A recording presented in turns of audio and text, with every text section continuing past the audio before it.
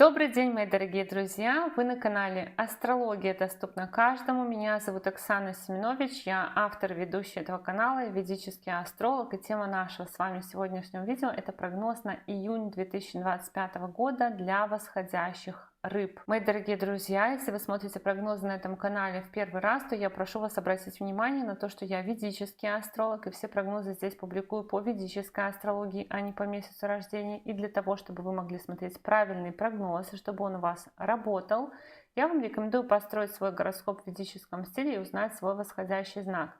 Как это сделать, рассказала в видеоинструкции, которая у вас сейчас появится по ссылке в правом верхнем углу. И ссылка на эту видеоинструкцию будет также размещена в описании в комментариях к этому видео. И в описании в комментариях к этому видео будет ссылка на мой сайт, где можно записаться на курс по ведической астрологии, либо на личную консультацию. И теперь давайте обсуждать тенденции июня 2025 года для восходящих рыб. Первое событие. 6 июня Марс выходит из вашего пятого дома гороскопа, из знака своего падения, где он был около полугода, и заходит в ваш шестой дом гороскопа. Дом труда, дом рутины, дом препятствий, дом борьбы, дом врагов, дом кредитов, дом лечения и так далее. И, конечно же, транзит Марса по шестому дому гороскопа — это в целом-то и неплохо, потому что Марс в шестом доме дает силы и возможность справляться с трудностями, с препятствиями, преодолевать врагов, преодолевать какие-то болезни, преодолевать какие-то трудности. Может давать склонность в этот период к активной физической, то есть к большой физической активности. Это период, когда вы можете избавляться от вредных привычек, то есть начинать заниматься спортом, начинать правильно питаться, начинать еще что-то такое, что позволит вам изменить режим дня. То есть это хороший на самом деле транзит после транзита Марса по пятому дому гороскопа. Еще транзит Марса по шестому дому гороскопа может давать высокую конкуренцию в работе, в целом какую-то конкуренцию. То есть вы, может быть, допустим, будете участвовать в каких-то соревнованиях, может быть, вы будете переделывать очень много дел, может быть, вы будете против кого-то выступать, против кого-то сражаться и так далее. И есть еще тенденция на то, что рыбы могут на самом деле в этот период заняться вопросами лечения зубов, зрения, может быть, органов лица, какие-нибудь там лор-органы и так далее.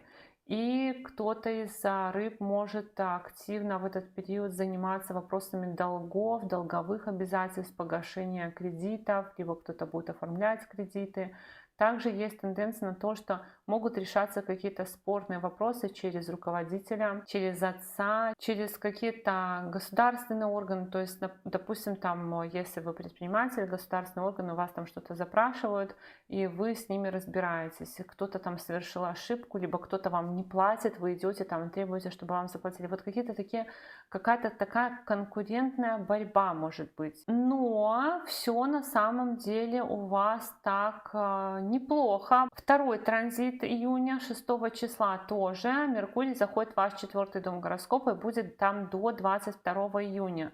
Это период совместно съехаться, если вы не жили вместе, либо встретиться с партнерами после долгой разлуки, либо что-нибудь такое. Потом это период, когда вы можете очень много дома писать, дома читать, перебирать какие-то вещи, можете много выяснять информации по поводу того, как купить квартиру, как построить дом, как поставить забор вокруг дома, как купить машину и так далее. Вот вся тема недвижимости, транспорта вас может очень интересовать.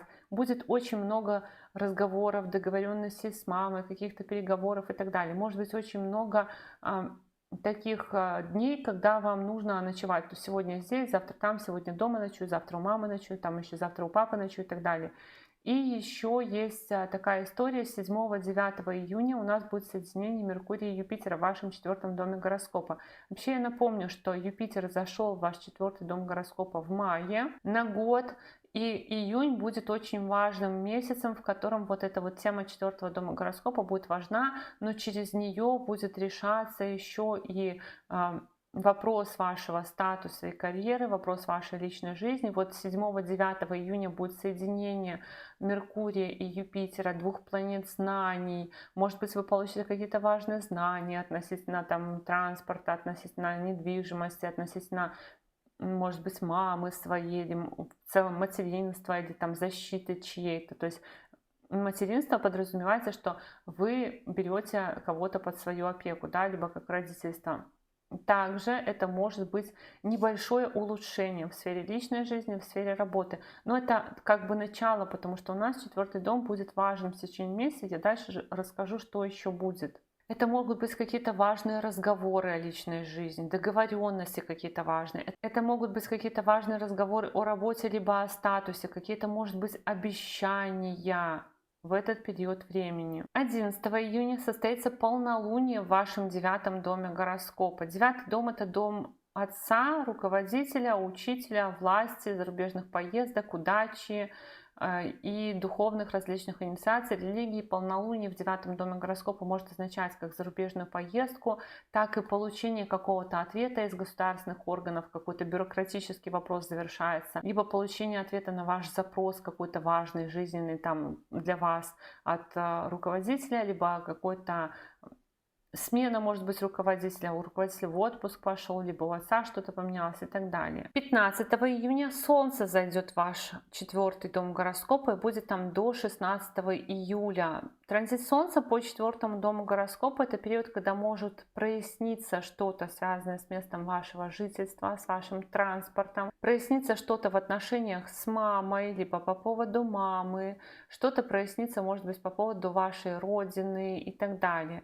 Также транзит Солнца по четвертому дому гороскопа — это период, когда может быть необходимость помогать маме, либо еще ездить в какие-то рабочие командировки, либо ездить по вопросам денег, кредитов, каких-то лечения, какого-то спорта, может быть, на соревнования какие-то и так далее. Но 23-24 июня у нас будет соединение Солнца и Юпитера в вашем четвертом доме гороскопа.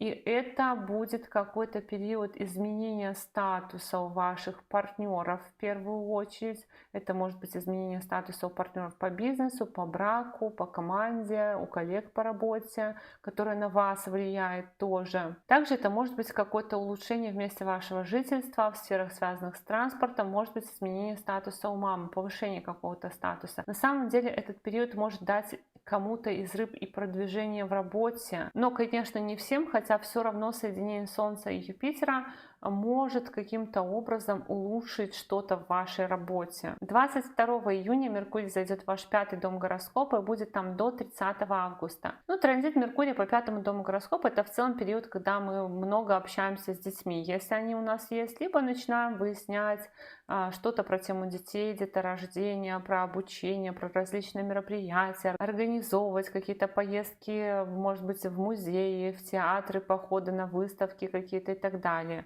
Но еще есть тенденция на то, что вы можете получать какой-то доход от недвижимости, транспорта, получать какую-то помощь от мамы финансовую, либо мама может вам просто какие-то деньги передавать. И небольшая влюбленность, либо налаживание отношений с партнерами, может быть, период романтики в отношениях, может быть, какие-то встречи и так далее. А 25 июня состоится новолуние в вашем четвертом доме гороскопа. И новолуние это будет необычным, потому что Солнце, Луна и Юпитер соединятся, они будут очень близко по градусам все вместе. Луна и Юпитер — это гаджи кешери йога, йога счастливчика, поэтому новолуние — это что-то новое, поэтому вот новолуние такое в четвертом доме гороскопа действительно может улучшить что-то в вашем месте жительства. Допустим, внезапное предложение где-то пожить. Допустим, хотели машину купить, искали, ее нигде не было, тут вдруг раз она появилась. Либо вы искали какой-то отель, и тут вдруг раз он появился. Либо вы, например, там хотели куда-то поехать, хотели переехать куда-то, и вам там получилось как-то классно все организовать. Это же новолуние может означать что-то новое у мамы, действительно какой-то новый статус, что-то такое. Также это может быть покупка недвижимости, транспорта, либо просто какая-то удачная поездка у вас, либо тоже может быть какая-то перемена в статусе или в работе у ваших партнеров. И 29 июня Венера заходит в ваш третий дом гороскопа, где будет до 26 июля. Транзит Венеры по третьему дому гороскопа — это период такой на хобби, на то, чтобы заниматься какими-то творческими хобби. Может быть, вам в этот период будет доставлять удовольствие читать книги, залипать в телефоне. Также транзит Венеры по третьему дому гороскопа может давать появление каких-то внезапных новостей, сообщить кто-то может вам какие-то новости, которые повлияют на какие-то ваши решения. Могут быть также в этот период такие истории, как, например, командировки и флирт в командировках у кого-то из рыб. Еще будьте внимательны к своим паролям в социальных сетях, к своим гаджетам, потому что могут вам писать какие-нибудь люди под видом порядочных людей, писать какие-то предложения, познакомиться там и так далее, но это будут, допустим, мошенники, поэтому не доверяйте всем, кто вам будет писать в это время с тем, что вы там понравились, что с вами хотят познакомиться, в вас влюбились и так далее. Такая может быть хитрая история, но в целом все равно транзит Венеры по третьему дому гороскопа дает возможность немного занять руки каким-то рукоделием, наладить отношения с окружением, тоже с соседями, может быть, и так далее. Вот так, мои дорогие друзья, такой у нас с вами был прогноз на июнь 2025 года для восходящих рыб. Я благодарю вас за поддержку этого канала в виде ваших лайков, комментариев и обратной связи. Но если вы еще не подписаны на этот канал, то, конечно же, приглашаю вас подписываться. И до новых встреч. Пока-пока.